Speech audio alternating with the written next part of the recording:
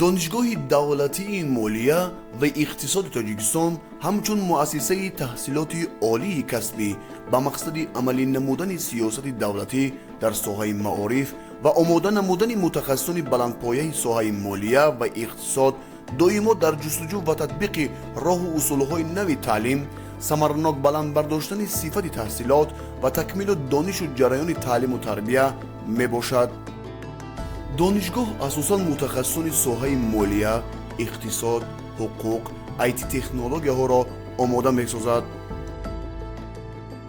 دانشگاه دولتی مالیه و اقتصاد تاجیکستان دارای 5 بینای تعلیمی زمانوی، 6 فاکولتت، 17 کافدره تخصصی و 8 کافدره عمومی دانشگاهی بوده در آن متخصصان ساحه مالیه و اقتصاد، تکنولوژی های اینواسیونی و کمونیکاسیونی، حقوق اقتصادی و حسابگیری محاسبی، اودیت، فعالیت گمرکی و انداز و آمار آماده کرده می شود.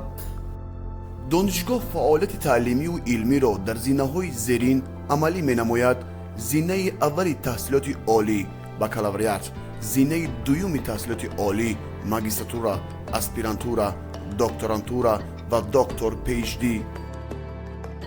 همزمان دانشگاه دارای کتابخانه علمی، پارک تکنولوژی، شعبه تجربه آموزی و مرکز آموزش زبان‌های خارجی می باشد. در دانشگاه 312 گروه اکادمی موجود بوده. از این شماره 231 گروه شکل تحصیلات روزانه، 196 گروه تاجیکی، 31 گروه روسی و 4 گروه انگلیسی، 81 گروه شکل تحصیلات فاصلوی و تحصیلات عالی دوم عبارت می باشد. باعث افتخار است که دانشجویان دانشگاه طول سالهای اخیر در المپیادهای جمهوری و بین المللی غالبیت به دست آورده نفوذ دانشگاه را باز هم بالا می‌بردارند. همچنین فعالناکی آنها در کارهای جمعیتی سطح ناحیوی، شهری و جمهوری داشته بس نظر است میباشد.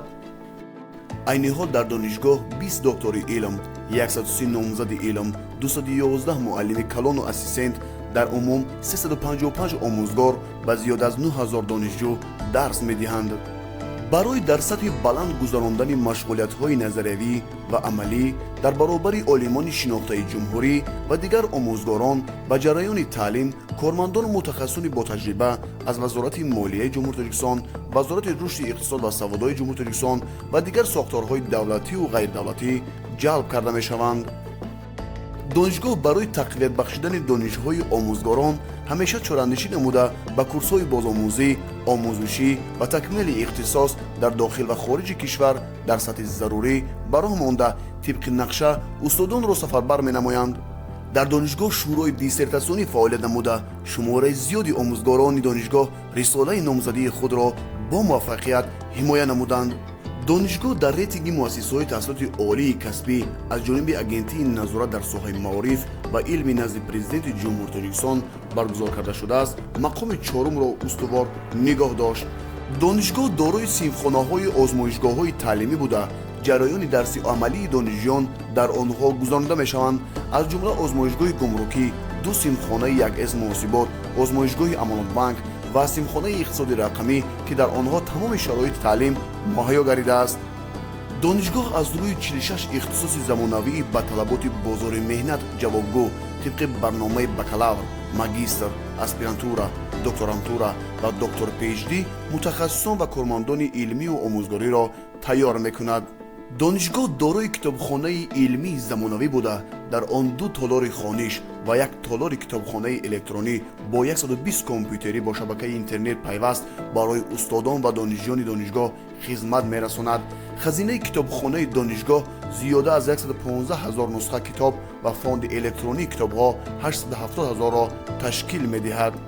خوابگاه دانشگاه دولتی مالیه و اقتصاد تاجیکستان از 2 بینای 4 آشیانه عبارت بوده. در آن دانشجویان راهدور و استادان نیز استقامت میکنند. در خوابگاه برای استقامت کنندگان همه شرایط‌ها فراهم آورده شده‌اند. گسترش رابطه‌های بین المللی سمت افضلیتناک رشد استراتژی دانشگاه به حساب می‌رود.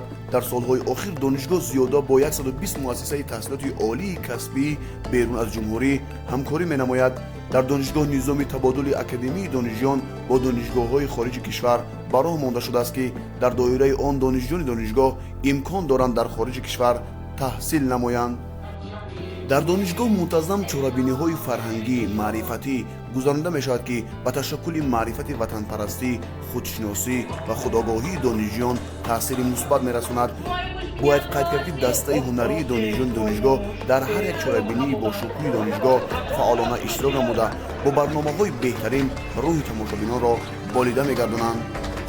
маҷмаъаи варзишии донишгоҳи давлатии молия ва иқтисоди Тоҷикистон аз толори варзишӣ, 2 майдончаи варзишӣ барои бозиҳои хурд, волейбол, баскетбол ва дигар толорҳо иборат мебошад.